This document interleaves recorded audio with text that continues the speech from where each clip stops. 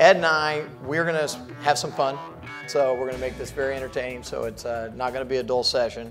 A refresher on the rules of healthcare reform.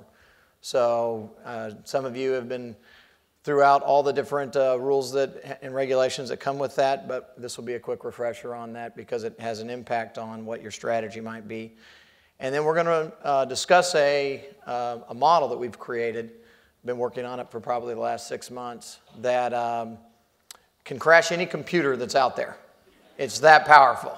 All right, so it will go through thousands of iterations of what the possibilities are for an employer given their workforce and what they can do with their programs to either capitalize on federal subsidy, capitalize on private exchange, maintain their existing programs, and finds the most optimal solution for their workforce. So with that, I'll pass it over to you, Ed. So really, you're starting the day with the Arista lawyer and the actuary. Hey, let's get the party started.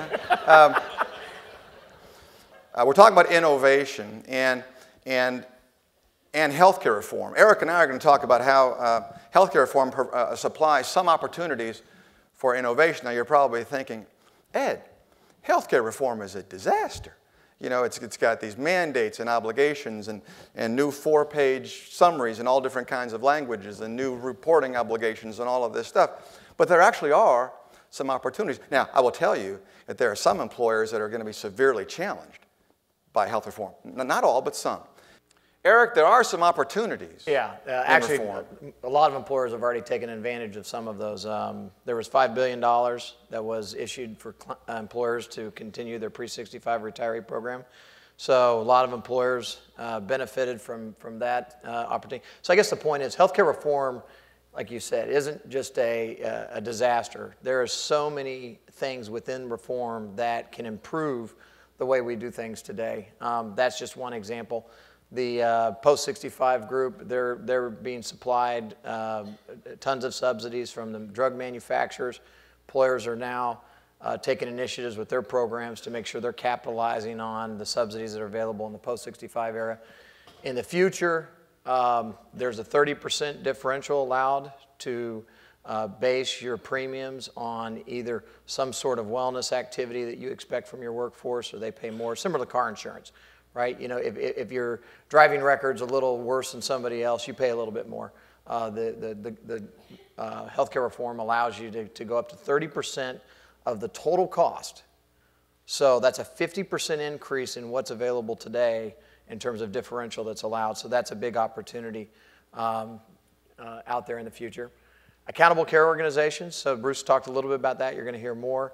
But these more integrated care delivery systems that have proven in the past to be much more efficient and lower cost, better quality than what we have today.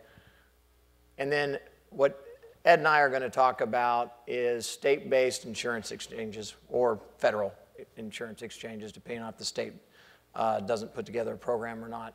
But the opportunity out there for federal money for your low-income workforce and how you might capitalize on that.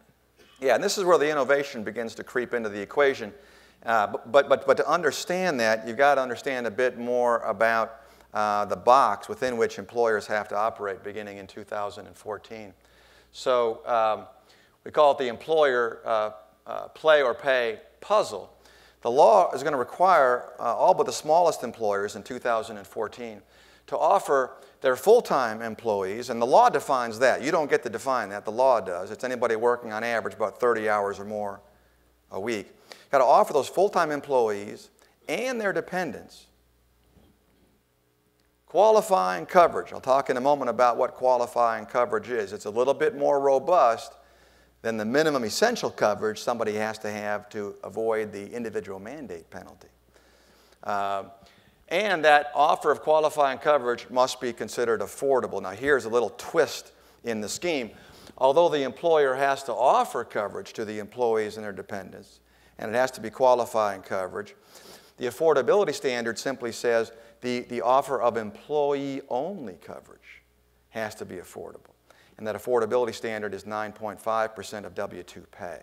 As long as your employee-only rate doesn't exceed 9.5% W-2 pay, you'll be considered okay.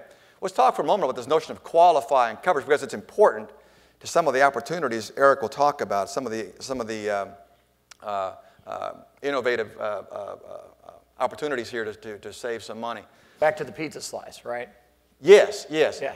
The minimum essential coverage is the pizza slice. It's the bare bones minimum the person has to have to avoid the individual mandate penalty.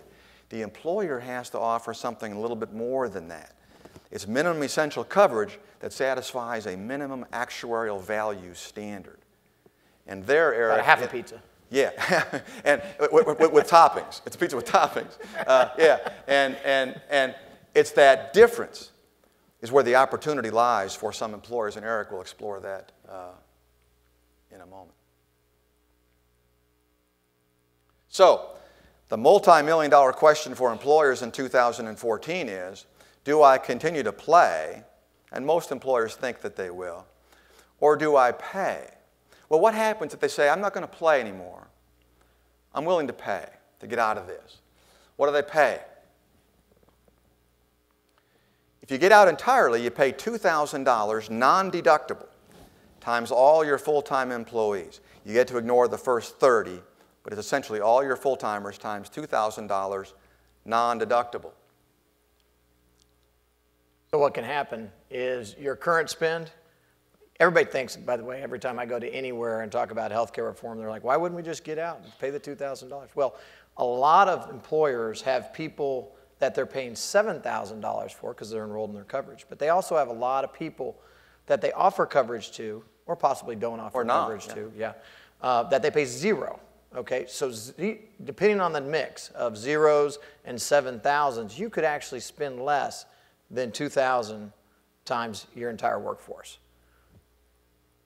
If you decide to play, it's possible that perhaps your offer of coverage simply isn't either qualifying, or maybe it's not affordable to some employees. That affordability calculation is an employee-by-employee calculation.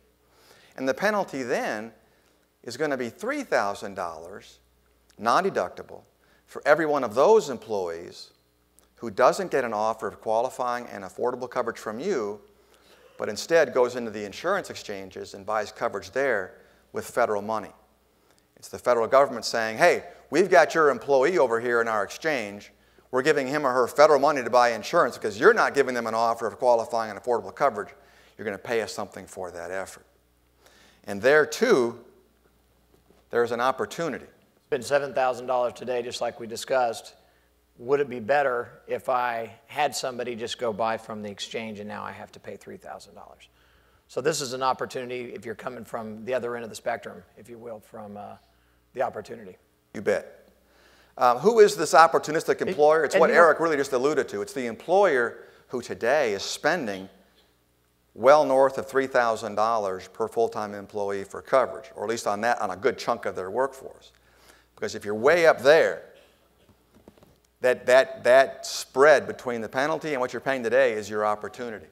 So one idea, okay, is, and I think this will bear out. If you want to get out, I think you're better to offer the pizza slice and risk the $3,000 than pay $2,000 guaranteed on everybody. A little bit of a roll of the dice. You've got to understand your workforce and how you might go about doing that. But that's kind of the concept of how the 2,000 interacts with the 3,000, which interacts with what your potentials are. And there are other factors. I mean, you may feel like you need to offer a generous benefit package to attract and retain the talent that you want. We get that. But some employers in that space that are spending more than the penalty today on full-time employee coverage, this presents an opportunity. Who is a vulnerable employer? Well, that's your retail employer. That's your restaurant employer, your hospitality or your hotel employer, your low-skilled manufacturing, your amusement park employer, your golf course management company. Any employer that has a fair number of relatively low-paid hourly workers who either are not getting an offer of coverage today, or if they are, it's not very good coverage, or if it's decent coverage, they're asking the employees to pay a giant chunk of that cost. Because those, again, are your vulnerable employers, and the reason is your current spend on those employees is less than the penalty would be. Yeah, can they go back a slide? Yeah. There's also nursing homes that we're seeing are struggling with this. But dangers, one thing we've discovered with the elimination of lifetime maximums, we're studying the impact that that had on large claims, claims over $1 million. So in the far right corner, it doesn't really fit with the slide, sorry, I dropped it in on Ed's slide unannounced. But one major carrier with millions of lives of study, the number of claims over $1 million in 2009 was 9. In 2010, it was 9. In 2011, it was 15. So we believe that there's a trend in the industry. So when you say dangers and opportunities, it really applies to all employers when you deal with some of the legislation in healthcare reform. The problem with the vulnerable employer is they likely can't maintain their status quo. That is, they're providing coverage likely to managers or the corporate staff and not the rank and file employees. There's a blind curve up ahead on healthcare reform. Behind that blind curve sits a non-discrimination rule. There's a moratorium on it now until the IRS issues the rules on how this is going to play out. But the rule is sitting there. It's part of healthcare reform. It applies to non-grandfathered healthcare plans. And it's going to pose a problem for an employer that wants to continue to offer coverage just to the highly paid, the store managers, restaurant managers, corporate staff, headquarters element, and not rank and file. But they can't play. They can't afford to provide robust coverage to all their rank and file full-time employees. They can't even afford to pay. They can't afford to pay $2,000 non-deductible on a good chunk of full-time employees on whose behalf today the employer is spending very little or nothing on benefits. So the key here is to search for the efficient and opportunistic way out of the bind. The example we like to give is the retail example, because everybody says, well, it's not just retail. There's lots of industries that are like this. But an employer with 6,700 employees, 700 enrolled in their coverage. Either they don't offer it to their hourly workforce, or a lot of the times the hospitality industry, they offer it, but people just don't take it. Okay, so here's the math. You spend $5 million today. You get to deduct $1.5 million of that, so your expense is $3.5 million. You have three options. You could say they're out. Everybody keeps saying, oh, these employers are just going to get out. They're going to get out. That would cost them $13.4 million. That's a very big delta from what they're spending today. What they could do is they could offer qualifying affordable coverage, half the pizza. That makes them not have to pay any penalties. Their cost would be $7.5 million. So there's the idea around maybe possibly the slice of pizza, or maybe some combinations of pizza slices that have some people qualify, some don't, but an optimization program where they provide some coverage to some people, they qualify others for exchanges, and we think that could see some costs around $4.5 million. Either way, an employer in this scenario is at jeopardy with an increase in expense.